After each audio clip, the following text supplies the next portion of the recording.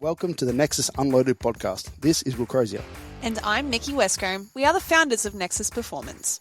Joining us on this wild ride is our heavyweight coaching team, ready to unleash their expertise to solve any problems in your journey to getting strong and jacked.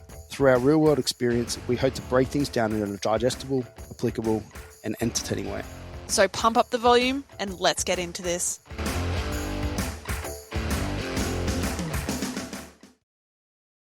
This feels heavier than I remember it being. Podcast. What? Heavier? Yeah, it just feels heavier on my head. Okay. They're not that heavy. No, I know. They do some neck training. Neck gains. These ones. Neck All of gains. them. You are the expert for that. Trap. Heavy deadlifts. Hold heavy things in your hands. That's how you do it. That's the secret. It is. Just hold them. Do I have to lift them? Maybe it'll lift Does this it. count? Well, you're going to have to lift it up to get it, to hold it. I can pick this couch up. I'd like to see it. I'm fucking strong.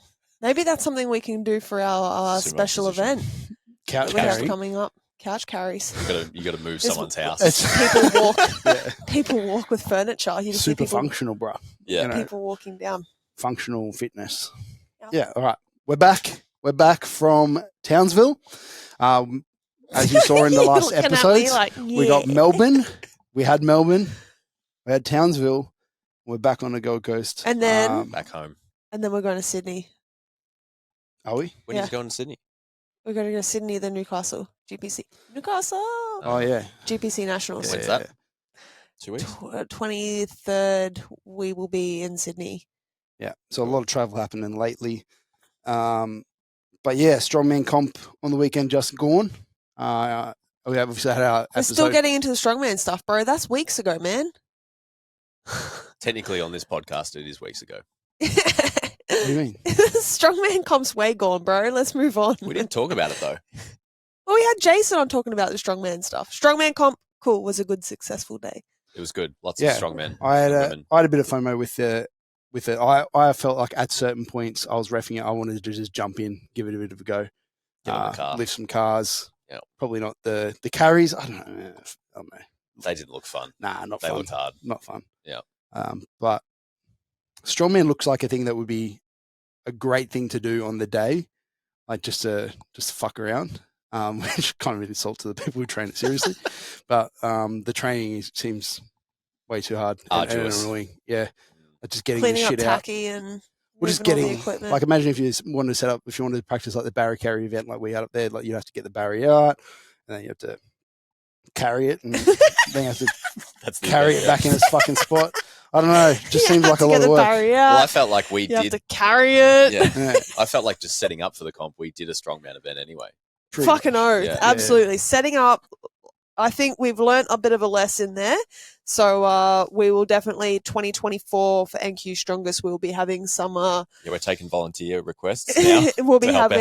having a different around the country. approach to it, whether or not we do it as at the gym, and set some events around that. But we, again, special Every shout event's in a out. different location around Yeah. the town. Yeah, special shout out to the sponsors there, Recovery Lab Townsville, Four Wheel Drive Central, all those guys. That sort of stuff will be going into getting more equipment for the Townsville facilities so we can host more events. Yeah, we don't in want to the have future. a Barry at the next one. We want to have A tombstone. a just as annoying to carry implement, Yeah. but a slightly different shape, which seems like a novelty to them. You know what I Yes. mean? Like that's enough for a strong man to be like, oh Yeah. yeah, different shapes. We have got some equipment under construction for the space up there, so that'll be Yeah. coming soon. All like right. you said, the couch. That could.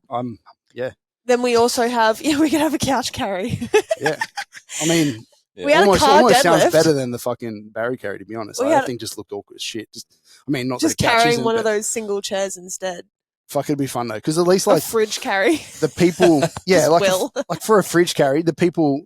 Like people walking past and that, they'd be like, "Oh yeah, like I've done that. That's fucking that sucks." Whereas the Barry, although I mean, you can tell pretty much straight away just looking at it like that looks pretty shit, but it's not as relatable. So yeah, maybe The couch carry. If you saw yeah, that or down at the fridge park, the or people, microwave, microwave throws. yeah, the people walking past would be like, "Fuck, are these guys hiring? Like, I want to get my house moved. Maybe these guys Yeah. could get a good good job of it. You know what I mean? Microwave The winner. throws. Microwave throw. Yeah. Yeah. Take And the then plate out. higher wattage for the big boys. Yeah. All right. So other things we have going on is Deadlift for Dogs. Yep. Um, August 19th, August 19th. Saturday morning. Yep, we We're have close. we have a bunch of the boys going head to head for it, which that's my favorite aspect of this, is that by no prior planning, it just happens to be that there's 4 or so guys that are like pretty much the exact same weight, Yep. or like around that 210 deadlift mark, Oh, for the small group. Yeah. Yeah. which is fucking awesome. They're all There's competing on the there's day, a lot of people in and around that 200 to 220 mark. Yeah. So that's going to be. which I love. Like it brings me back to like when I first started training. You're just training with your mates, and he's like, one of my mates would be like, "Oh, I'm going to leg press this," and then you're like, "Oh, fucking put 5 kilos or more," and you're trying to win. So like it's just that little bit of a group community push each other thing. Because when you're deadlifting 150 and there's somebody else deadlifting 350, you can't really go like, "Oh, fuck you, It's not the Fuck you, same bro, pussy. level of competition. I do Friendly it to Will competition. all the time. You do it to everyone in the gym. It doesn't matter who they are or what they're lifting. But that's part of the fun, and that keeps it's kept the group moving really strongly in those last few weeks. Like everyone's having a really good time. Like Miles, even the other night on Tuesday night, like Paddy's benching like 97 or something for like 3 reps, and Miles, we're just deloading his back a little bit. We put his feet up on the bench. We're just taking away some of that arch, and he's like, "What's Paddy? What's Paddy doing? I'll do it for more reps." He's like, "I'll do it for more." He finished his. That's what I mean. Yeah. That little friendly banner, so powerful. Yeah.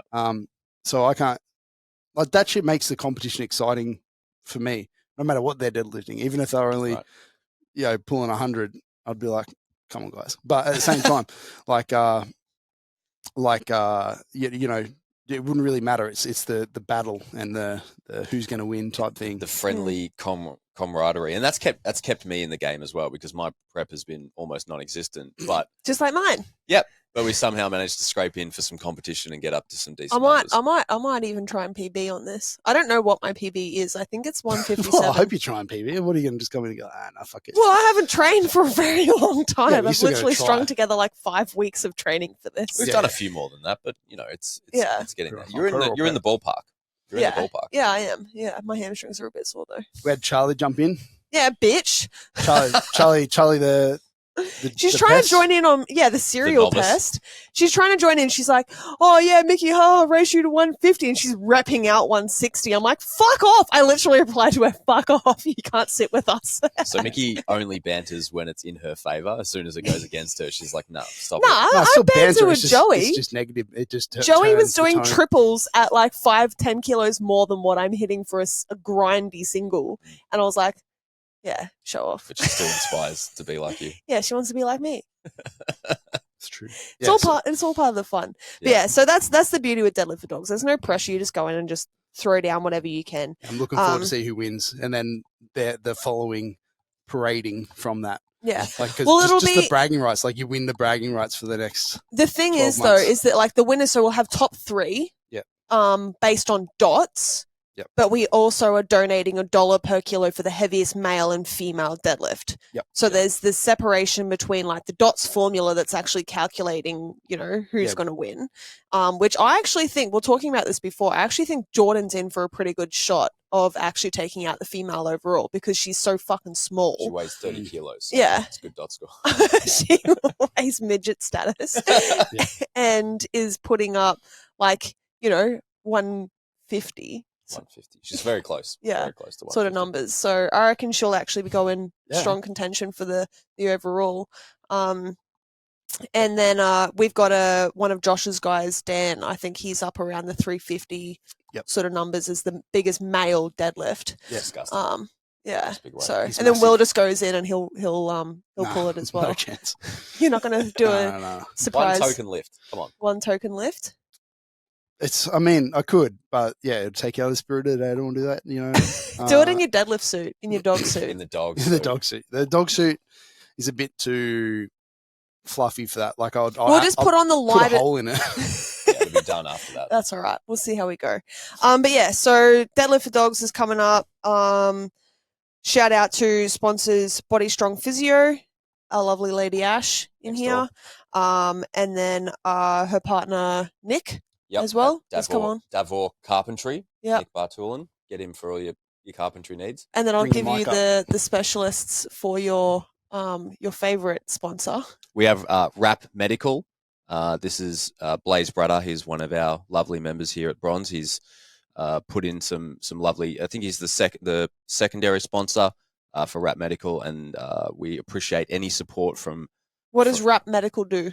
Let me pull it up. Not off the top of my head. The blurb. He's given me a really good blurb because he's got a special product. He's done a great little write-up. He actually said at the end of this write-up, he's like, hey, I could do this for a living. I'm like, isn't this what you do? I'm not actually sure. He would use ChatGPT for sure. Yeah, probably. It does sound very ChatGPT. Rap Medical is Australian-grown and made medical cannabis products produced naturally and organically along the Murray River. CBD products have shown to elevate your athletic performance and optimize recovery. Designed for veterans with athletes and fitness enthusiasts in mind, our potent tinctures deliver the perfect balance of wellness and performance enhancement. Any trials like a post-comp for the guys? Some CBD products. Yeah. Blazing out the back in the warm-up room.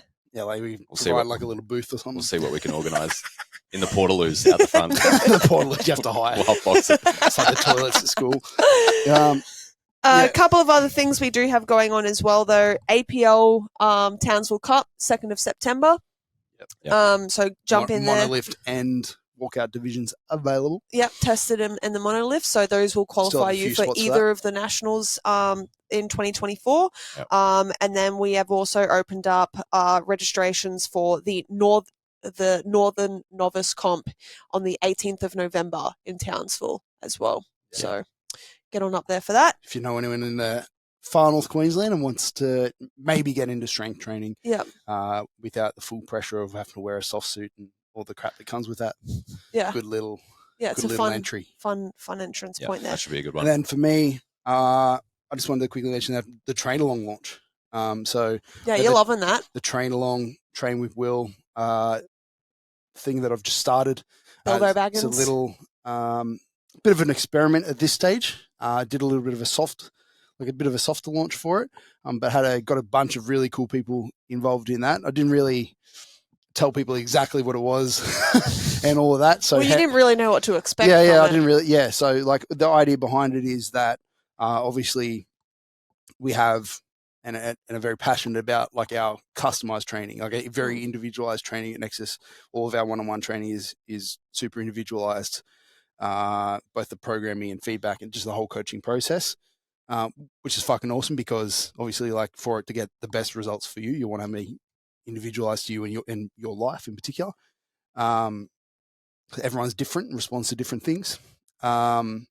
But this is your program. This is my program that I'm doing, and I thought the one thing that's missing for individualized programs sometimes is that little bit of, like we were talking before, that little bit of camaraderie or banter or like kind of things we're doing. And that you might get when you're training with somebody else in the gym. And obviously, I can't like replicate that because that in-person type bannery type thing online, very hard to create. But I feel like Emily's fucking done showing the next the boys best thing. up. Yeah. So in the train along, in our new app, we have like a little community forum, which is where people post up their videos and their comments and just talk shit on each other. Yeah. Emily started off strong. Very strong. Day one, she fucking, it's RPE based and to get into the program, you had to, there was a questionnaire and one of the questions was, are you confident with using RPE? And everybody who's in there now said yes. Yeah. Because the program is RPE based as the prescriptions. I don't know if Emily missed that question or just kind of like, but first week she's like max out deadlift, like absolutely like RP 10 grinder. And I'm like, yeah, that wasn't really the prescription. Just want to get on top of the leaderboard. Yeah. Same with the bench. We had a close group 8s this week, which were starting off a few reps from failure. Hers absolutely on the point of failure as well. So she's gone out, strong. I'm sure Emily will appreciate these call outs. She also did strongman just the other week. She told me that one week of not having a program she's on after a strongman comp absolutely killed her. So she's jumped into that. It is a deadlift bias program working towards some sort of heavy deadlift in the next few months. So slightly there. We've still got squatting, we've still got benching. Yeah. But how long is it running for? At the moment, it's 6 weeks, and then Will's going to see what he wants to do with it moving forward. Well, like I said, it's a bit of an experiment as to see how it ran. We haven't done this thing in the app before, but since it's going really fucking well, I think we'll absolutely be continuing it and keep it going as a product. I'm really enjoying it. I'm enjoying the little banner in there and the fact that everybody's doing the same program and people put up like, oh, this workout was fucking great, or this exercise killed me or whatever. So straight away, week 1, we're already getting some of that, which I love. Yeah, it gives you a little bit of kick in the ass that you needed as well, I think, to get back into the momentum of your own training. Yeah. If you see everybody else posting up, hey, I hit my bench 8s today, killing it. Oh, my arms are really sore from the arm work or whatever. Kind of like, feel left out almost, So like, yeah, it's your program. Little bit but for everybody involved, like it's a little bit of you're all running the same thing. It's just a bit of fun to do it together. Yeah. Exactly. So, after this 6 weeks, we're not letting any more people in there now, run them through. But after this 6 weeks, if we decide to keep it going and make it a more official thing, then we'll be looking for people. So that sounds like something that you're interested in. Super low cost. Hit me up. Just send me a message and I'll put your name down and we can maybe work that out. Yeah, beautiful. For sure. See what happens. Cool. All right. Well, that's a bit of a recap. That's literally like, 15, 20 minutes of just after potty. That's what we want. We're done. See you all next week. Thank you. Adios, amigos. Okay. So the actual topic that we have for this episode today. Just bringing her up now. It's a big one. It is a big one. How to set up my first powerlifting program. Yep. Yeah. So somebody who is quite new to training, or maybe you've been training for ages. Maybe you've been doing, training for, maybe grew up playing footy, or you've just done boxing, or even another bodybuilding, strength sport. Yeah. Been in the gym for a while. I've been there.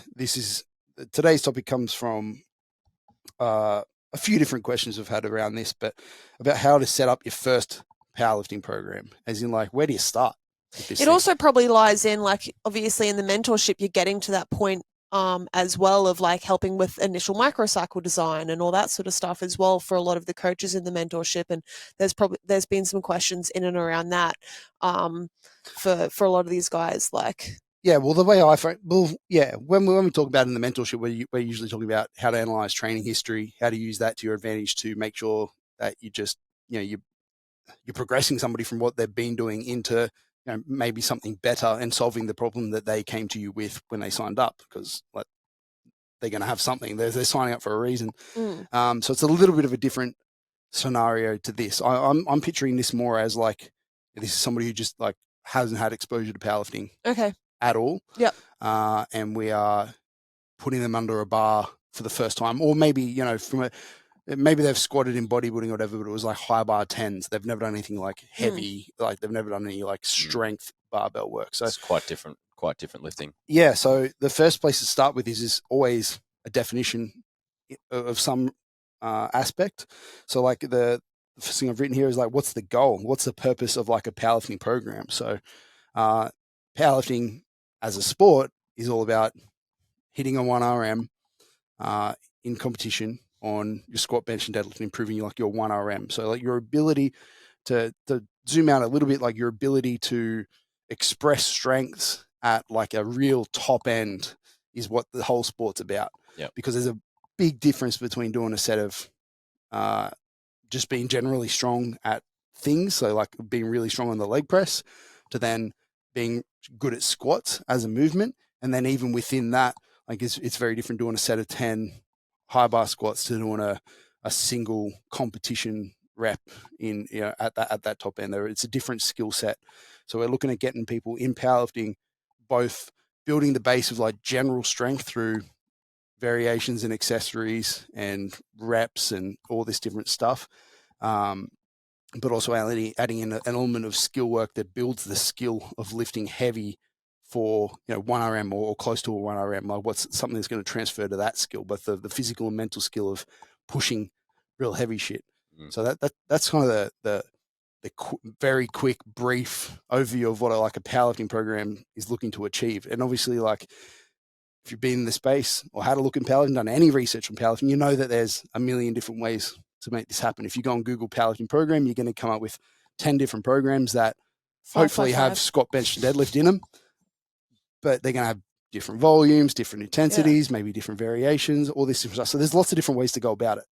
And people can kind of do that and go like, oh, fuck, like, I don't know where to start. So that's kind of like what I'm envisioning us to give some general guidelines around that today. Yeah. Well, I guess it all depends on where you are coming from and like if you're coming from something like a bodybuilding grade, you're probably pretty familiar with these movements in some capacity, and it's maybe a different approach for someone who's never stepped foot in the gym before. But this is a lot of the people that I'll deal with in semi-private, people like Zali and stuff like that. Even Zion, who she knows what a squat is. She knows what a squat is. She did say she's terrified of squatting. She said immediately up front, "I don't squat and deadlift." Yeah, why? What was her?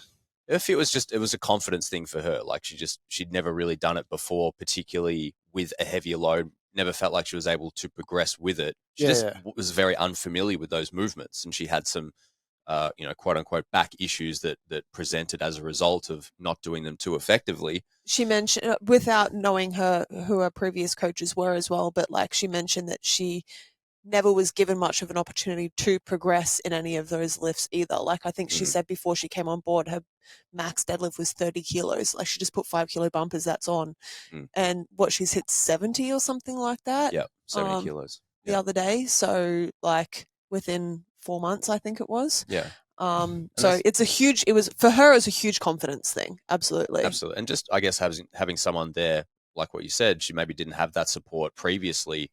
For someone just to watch over and make those corrections and just give her a little support and confidence to be able to take that weight up and do so just slowly over time. It's not like we went straight from 30 to 70, and we didn't go straight from doing sets of 5 straight into sets of 1, but you just progressed. You didn't even start on a barbell. You started her on a trap bar. Yeah, exactly right. That's what I was about to say. What was she doing before, to use her as an example? Like we can use her throughout this whole podcast, but what do you remember what program she was doing beforehand? Not specifically, but it was more or less just very lightweight, and she would just kind of keep it at the same time, same weight for the whole time. Doing squats, bench, and deadlift, or doing? Not really. Variations of lots of machine work and stuff like that, like a bit of group fitness stuff. So it was still very new to her. So just floating around. She's come from like a group fitness background. The squats and stuff that she was exposed to was probably just like goblet. Yeah, body weight, maybe goblet. Like real low level kind of easy to pick up variations, which is fine. It's a great place to start. Yeah. That's absolutely before you get to the barbell. That's where you want to start. But when you get under the bar, it can be a little bit like, fuck, what do I do? Like, do I just squat the bar for a bit, or do I like try and it can be a little bit confusing. So, when you were initially talking to her and like talking about her previous training, you identified, maybe hasn't been under a bar too much, hasn't done any real strength training. How did you go about introducing that to her training? Yeah, so we started off with variations that were just, less aggressive, less barbell variations, more like the trap bar, like we were talking about, safety bar squats and things like that. For her confidence. It felt like less of a stretch for her to get to that point and to build some confidence and volume. And it ended up just getting to the point where she's like, I feel like I'm ready to go to the barbell. Like she was the one telling me that. Yeah, she's like, can we do this on the next meso? And it's like, it can absolutely be overwhelming. 100%. Like you go and you go like if she walked in and you're just like, oh, we're going to hit like 5s on a bar, like that can be a little bit like, fuck, there's a lot to learn. You know, like what do I do with my feet and where do I put my hands and what do I do I breathe, or like I don't know, like all these different questions probably running through the head. It can be a bit overwhelming. Yeah. So you want to. A lot of people aren't used to having just like that gravity like push you. Just having heavy shit on you in general. Yeah. So like you want to start with stuff that is a little more thoughtless, that you can just kind of execute and focus on maybe 1 or 2 things. Yes. So like variations 100%. That are just a little bit easier. And that's why we said goblet squats are a good place, but we're trying to work people up the variations. Yeah. And we did that with her as well. It was just like, getting enough confidence, working on a couple of things at a time. Once you nail those things, okay, we can add another layer to that. We can talk about some of these other little, smaller rocks that fit in around the big things once she's got those nailed, and just get to a point where it's like, okay, I feel like I could step under that bar and then, start working up the progression again. Yeah, because I feel like a lot of people, maybe maybe not Zales, but maybe a couple other people who are a couple of steps ahead of her even, that are somewhat confident in the gym, but maybe not quite confident enough to do like a quote unquote powerlifting program. A big mistake a lot of those people make will just be like go to all in on it.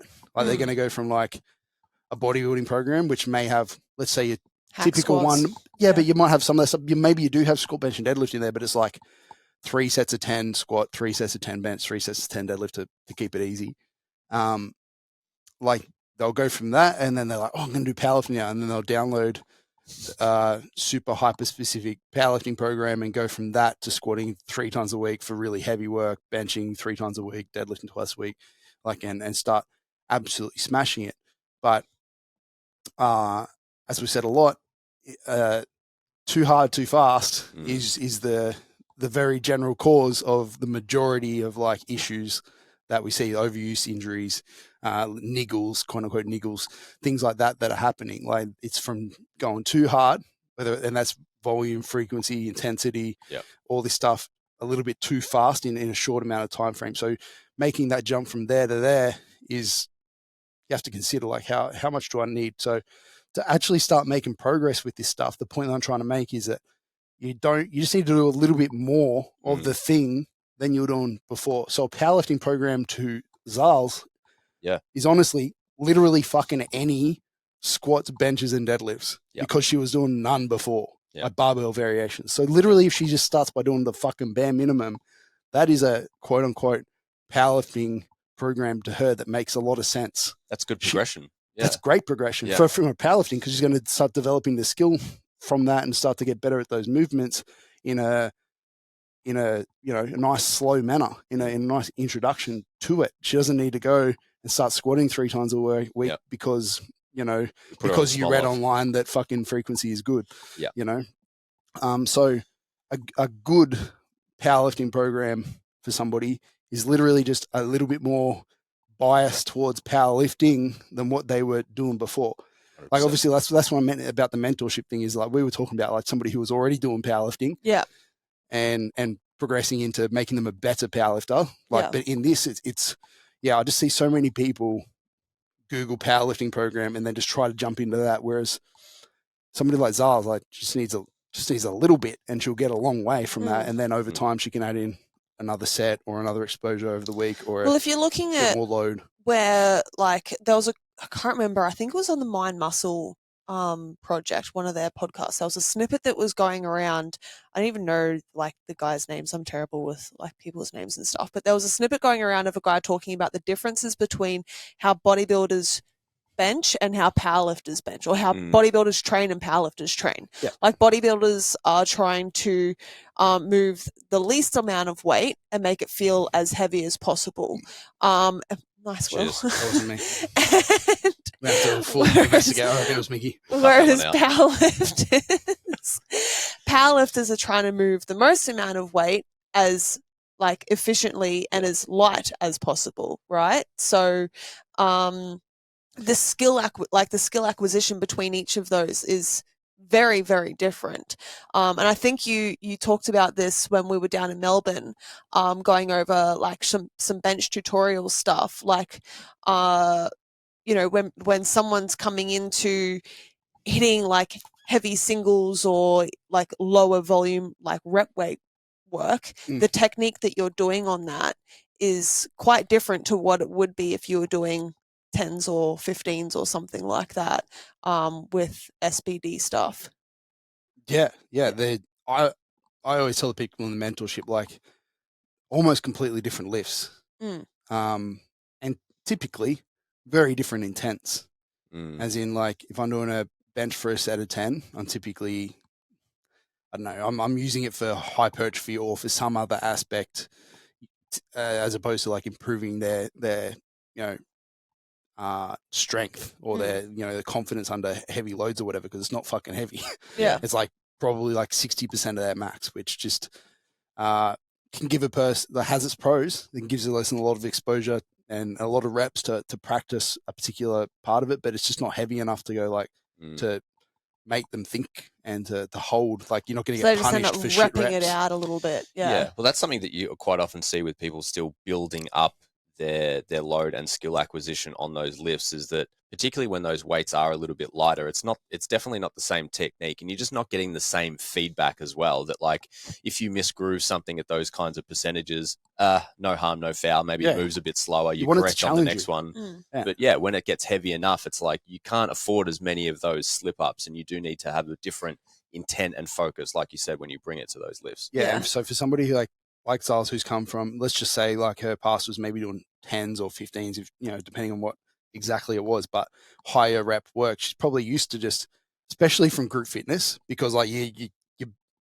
game is against the clock. It's not so much against the weight on the bar. So you're trying to just bang out reps as fast as you can, which you can because the weights are super light and made that way for good reason.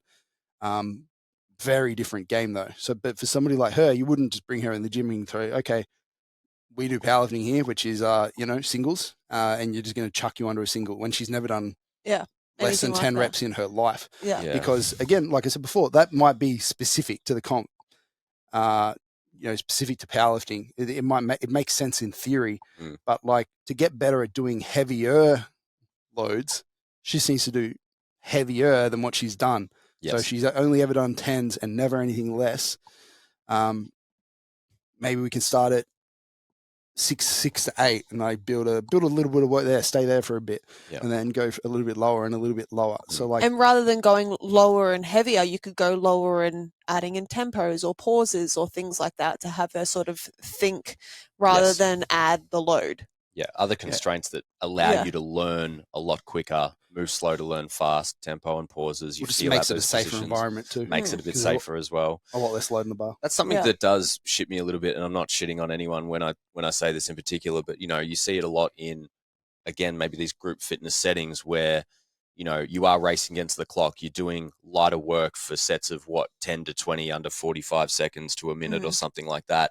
And then they throw an event together and they're like, hey guys, we're doing some 5RM testing next week. And it's like, these people have had absolutely no practice doing that stuff, nor do they really have any business just doing it right off the bat. They haven't earned the right to do that. It's so much different under the heavy bar, and particularly like when you're going through those sessions. Like I started at F45, and you're going around, you're talking to people, you're helping them through stuff, and you have the options to do that within the workout, within the time constraint. But when you're under heavy load and stuff like that, you need to pay respect to that. You can't be under the bar hey, fucking, is this looking good or what? Turning around and shit like that. And, No, but they're trying to shock the system. You got to shock the system. Put the randomizer on and throw exercises at them. But trick the body. To get good at heavy work, you have to do some heavy work. But heavy as a word, like, heavy is going to be different for different people. If I have a powerlifter come to me who's well practiced, heavy for them is probably going to be like 1 to 3 reps. Like, somewhere in there is what I would classify like skill work for them, because they're somewhat good at already. But to enhance getting better at heavy work or those heavier loads, we're going to have to do them. Whereas somebody who's ever done 10s, like, heavy to them is going to be 6s. Like, that's going to be like, and they're going to get good at that pretty quick because it's not that big of a jump. It's a pretty manageable jump. It's just a little bit heavier than what they've been doing, and then you go down the rep range and get heavier and heavier over time. But you also don't do that just in a matter of days or week. Like, you spend time with that, right? Like, you do it for a mesocycle, maybe 2, work your way down once you've developed enough competence in that area, and then progress to it. You don't jump from maybe 10s straight to 5s, and so depending on your level. If you were this person that we're talking about and just not confident, you've just come from a general bodybuilding or sports background, you want to give powerlifting a go, you want to get under a barbell, and you want to do heavy work, 1RMs down the track a little bit. All you have to do is a little bit more squat, bench, and deadlift than what you've previously done, which might not be that much, but, just a step in that direction. So a little bit more, whether it's frequency over the lift and volume within those sessions, and a little bit heavier than what you've done. So if you've only ever done 10s, like, start it, like I said, like 6s or something, and build some capacity there, get confident under those loads, build them strong, and then work your way to the low ones. Or, like you said, you can use different constraints, but to make it easy, I think that's a good model to get people from none to just under the bar and doing some, like, quote unquote strength work in general. None to some. Like I said, strength work is such a broad thing, and if you Google it, you'll get a billion different programs that are different. So just trying to clarify what that is. And then obviously, like we've mentioned constraints work, but like someone like Zals, because we've used her as the example, you didn't even get her onto the barbell straight away. It was like variations of, because she was so far regressed as a lifter. So it was also just like because she had some concerns around like her back and how her back would hold up in those positions and stuff. Great technique. She's got great technique, So, but even just like something with the trap bar, it's like, hey, we're the load's a little bit more around you. You can stay a little bit more vertical. We can load it in a much safer environment, and just something where you can just build a little bit more of that context and understanding of what's required of you to get those lifts done. Yeah. And then say you've come into it, you're doing like 5s or 6s as a rep range. You're starting to feel like a little bit of competence in those, and you want to do more, and you want to keep moving forward towards eventually doing like powerlifting. You can progress through volume, as in like doing more work, or you can progress through load, as in like doing heavier work. I don't think there's a wrong option. Or frequency, like you could do it a couple of times. Yeah, frequency I'm roping in with volume. Even though there is a slight difference between that. But your decision tree is fairly similar. Like if the reasons that you would up frequency are pretty similar to the reasons you would up volume. There's just a couple of little key differences there. But for the most part, I think there's pros and cons to both the just add more weight for what you're doing and for just adding in sets to what you're doing. It's just, in my opinion, more of a like, what are you more confident in doing at the moment? Because I think both will at that level. Don't listen and think like, oh no, like the study said it's on. I'm not talking about people who are already fucking good at powerlifting, because that would be a very different conversation. But I'm talking about somebody who's just stepping in. They've maybe hit 3 sets of 6 at a fairly comfortable weight, and they're like, okay, fuck, I feel like I can get better. Are they going to reduce reps and go for heavier weight, or are they going to add in more sets, or are they going to do both? I think I don't know. I think the decision, like I said, is a confidence thing. Like if you feel that like the current amount of work that you're doing, those 3 sets of 6 or more, is, I don't know, you feel like your technique is improving with that, and you're doing really well, and your numbers are moving forward each week, you're able to do heavier 6s each week, then maybe we just add more load to the bar and just keep doing it. If you feel like you're at a point where those 3 sets are good, but you still like every other rep is a little bit like shoddy and just not as consistent as you would like, and you feel like you need a little bit more practice to get the consistency there, then maybe we do a little bit more volume, a little bit, 4 or 5 sets of 6, or a couple of sessions with a few sets over the week or whatever, like just getting in more practice as opposed to, and then that way you can keep the load fairly similar. It's a good way to look at it. It's like, what do you feel you need in order to feel confident to progress it as well? And like, there's nothing wrong with sticking at the same weight for a couple of weeks either, and just getting a little bit more practice there. And that's progression still is something moving better and moving more efficiently. It's the stimulus that you're actually chasing, right? Like your body doesn't recognize the difference between. Well, that's how we do it with advanced people too. Kilos. Yeah. When I'm teaching in the mentorship, we teach the exact same thing. It's just a more just nuanced decision tree, because these people are, like I said, they're already competent and good at the lifts. It's just how do we make them better? So they're the sort of questions that we're asking.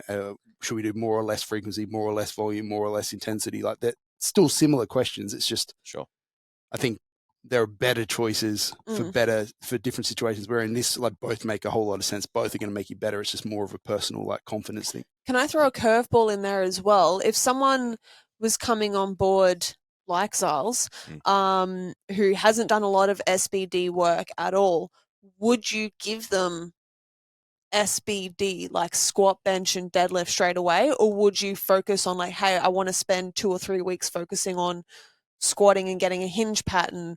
And then we're going to like just do some dumbbell work for a while and then build a bench in? Or do you see any cons of having all 3 lifts thrown in there at once for someone, like all 3 barbell lifts thrown in there?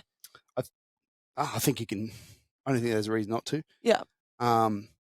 It comes down to their training history, I suppose, as well. Yeah, the old school model would say, when it comes to exercise selection and progression, we have to do a goblet squat before a barbell squat, and work our way down this line, which is, it works, but I don't think it's necessarily true. Like if Alex walks in the gym and goes like, I want to learn how to do a squat, and then I chuck you onto a bar and it's like decent, and I can, I can see that you've got the, fundamentally moving pretty well, and I can kind of give you a couple cues or just change the variation like a tempo or something like that, and you can pick it up pretty quick. Yeah, cool. But if I'm having to throw 10 different cues at you and you look like you're just fucking struggling. Just a noodle. You have no idea what you're doing. Then maybe we use the different exercises to limit your options and to make you do it a little bit better without thinking. Yeah. It's the amount of thinking that goes in. You can only do so much thinking under that bar, right? Yeah, I'm really good at thinking under the bar. If they just start sweating under the bar, you're like, all right, maybe we need something a little bit easier. Yeah, so I think you can just chuck people, like, and you can, this comes down to like how programs are made. Like you're going to go, okay, you're pretty good at this, but we're going to add a tempo and maybe change a couple of like the set and rep schemes or whatever to allow you to get the most out of the skill progression on the actual lift, and then without killing you. And then in the next exercise might be a thing that's going to like a front squat or something that you can actually push close to failure and hold good technique without too much thought. So that way you're building up skill, you're building up like confidence. Yeah, you're actually like able to output some decent intensity on this. You're able to take that close to failure without your technique just becoming like a hard limiter on you, which is what the skill thing is. Yeah, I was going to say it was along a similar line of just, it kind of comes down just to that assessment process, whether you are just looking at training history or just getting them in the gym and seeing how they move. Are they going to pick up these things quickly? Or is it someone that you're going to have to spend a little bit more time maybe going back through a few regressions to get to them, to get to that point? There's no hard, fast rule for it. No, someone that moves really well and picks up cues really, you're like, sweet, we're going to progress just fine. We're going to get into that stuff a little bit quicker. Someone who's just a little bit maybe more just uncoordinated or just unsure of where their body is in space. Cool, maybe a few more constraints on those variations to get them to that point they feel confident under the bar. Yeah, there's a level of like breakdown, which is subjective to you as a coach, but like that's kind of acceptable, I guess. So that's going to be worthwhile chasing, like if you're just like every single squat rep that you're doing ever is just 10 out of 10 perfect, I'm probably not, I'm like, fuck, why, how, I need to push this guy a bit harder.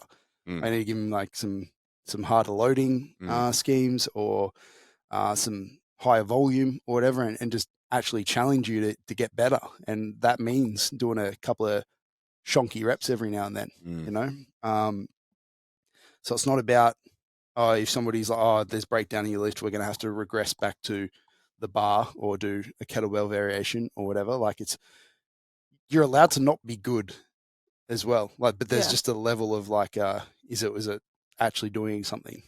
Is it at your detriment, or can we actually progress with that? That's something you got to ask yourself. Exactly. Yeah. And so another thing we have here is like, I'm new to powerlifting. Should I compete? Or when should I compete? Do you have to go down this line? Like if somebody, again, Zales came in the gym, she's like, hey, I want to get strong under a bar, kind of interested in this powerlifting thing, but like not because competitive, just I want to be strong. I want to feel more confident. I want to feel like I can walk into a gym and do a squat and not freak out about it, get some benefit out of it. What are the benefits of competing to a person like that? Well, we kind of bullied Zales into doing Deadlift for Dogs, so but at the same time, she, relished. Why? Like, what was the benefit? The benefit, I guess, of you wouldn't have said that. You wouldn't have said, "Hey, you can do Deadlift for Dogs," if it was like completely for sure. Oh, she was getting good at it. She was getting the bug, and I think particularly from her perspective, coming from more of a confidence aspect, to be able to go out and not only just come into a gym and be able to set up and do your deadlifts, but now in a competition setting where you're really pushing yourself, you're in front of other people. That's the biggest fear for her. Yeah. And being in front of a crowd. And she's going to go out there and absolutely get better crush at that, it. though. You do over time with more exposure, right? And more practice. And I guess that's the point of getting out there and testing yourself, not only from a physical standpoint, but from a mental standpoint, right? To know that you could do that under certain circumstances, which are maybe a little bit more pressure, and really kind of testing the limits of what you can do in that environment. I think that's super important to your progression as a lifter as well. The good thing about powerlifting in that regard is it's a little bit of an easier step than most other sports, because if you're a footy player, like training is very different from the game. As in, like me running around on the field kicking a ball or whatever, or practicing a play, very different to when you're doing it against another team and they've got someone's coming at you. Yeah, they're coming at you, or they've got a defense set up that, you know, they're trying to counter it in a way. Lots of variables. Yeah, tons of shit going on that makes the game very different from practice. Yeah. You can do your best to replicate it, but you're never going to. Whereas in powerlifting, we've got the unique advantages of sport as that the way we train in the gym can be exactly almost replicated. Exactly the same as the day. Yeah. Very close. Sure, we have a ref sit in front, maybe some music, some lights, some people watching. That makes I would hope some music and lights. Though. Yeah, a little bit more. Yeah, In the just darkness. dead silence. No, that makes it a little bit more nerve wracking or whatever than the atmosphere than the training. But still, when I load up a heavy ass deadlift in the gym, and I'm like, I'm going to hit this fucking like it's even then a little bit nervous. Yeah, and it's still much more close practice than any other sport is going to. Right, so it's not near as big of a jump as the other sports to actually go and do it on the platform. For sure. Yeah. I think you mentioned, like you asked there, what was some of the pros of going into like a competition setting is literally just to have a deadline. Have something to be working towards, because for a lot of people, training in the gym can feel like a little bit stagnant and plateaued or whatever if you don't feel like you're actually working towards something in particular. Like for some people it could be weight loss or physique changes and those sorts of things, but that stuff can be quite slow.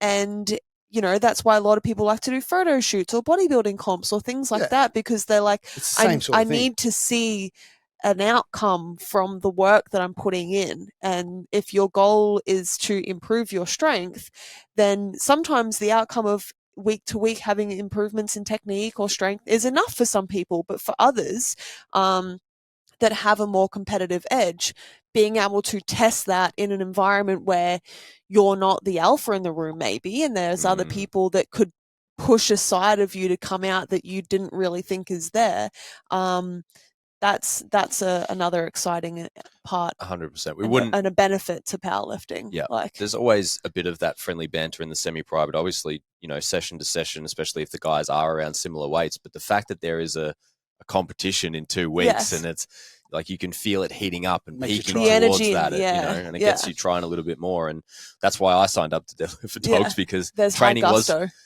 training was feeling a little bit like that. It was like, okay, what am I doing here? You need something to push towards. That's me. But I think powerlifting as a sport at higher levels, at a like state or national level and above, is obviously a competition. People are going in it to win, hopefully. But battery's dead. That's all right. From here we can sound wrap it up. We're close to the end. But so in those, it's a competition. People are going in it to win, to beat each other, and to be to come away with the first place.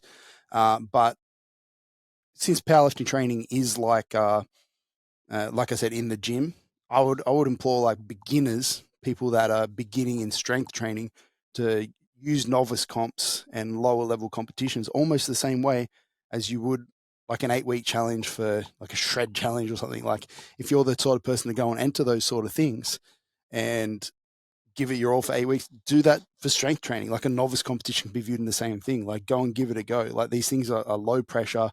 Nobody's in there like trying to, research their competition and beat all these people.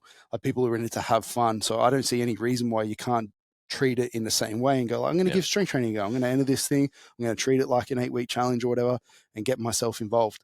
That's what it's all about. And that's the kind of benefit to powerlifting being such a broad level of people doing it with a very low barrier.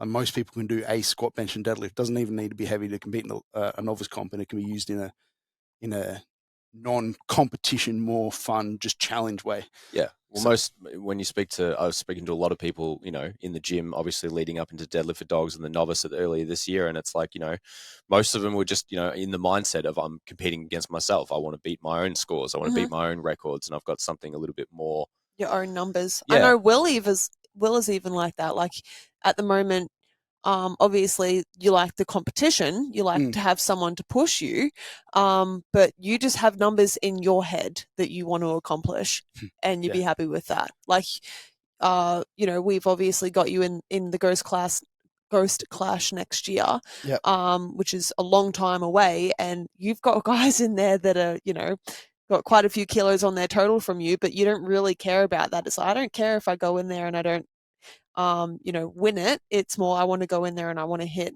some, you know, certain numbers that you have in your head. For me, I'm definitely, you want to win it. I'm not the person that's just doing it for a bit of fun. Like it is, you know, it's a competition for me. Yeah. I'm sure I'm well past that.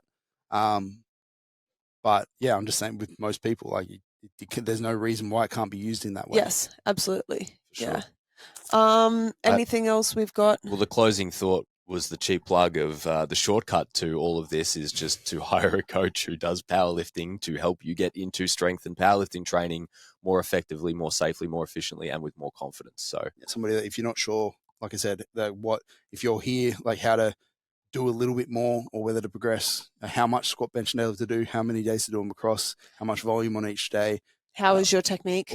Any of that stuff. Clearly we do that thing. So hit us up. Yeah. Hit us up. Cool. A shortcut if you want to make all the mistakes. Yeah. Yeah. Okay. Well, we'll wrap it up there. Close her out. Adios, amigos. It's no camera. Yep. Yeah. That's my new closeout. Adios, amigos. Adios, amigos. Can we get you a Mexican hat for that? You need the gusto. You need something, not the red hot. Adios, amigos. Very nice.